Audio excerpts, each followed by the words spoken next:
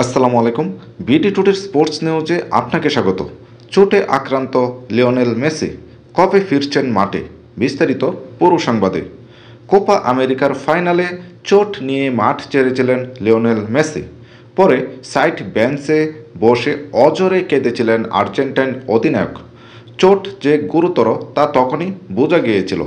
পরে তার ফোলা গোড়ালির ছবি ভাইরাল হলে ইঙ্গিত মেলে আরও।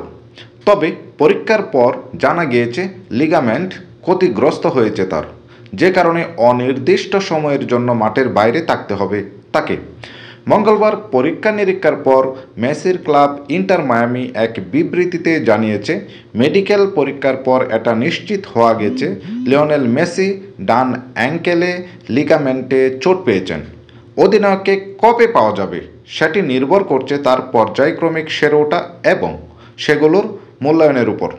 ধন্যবাদ সবাইকে।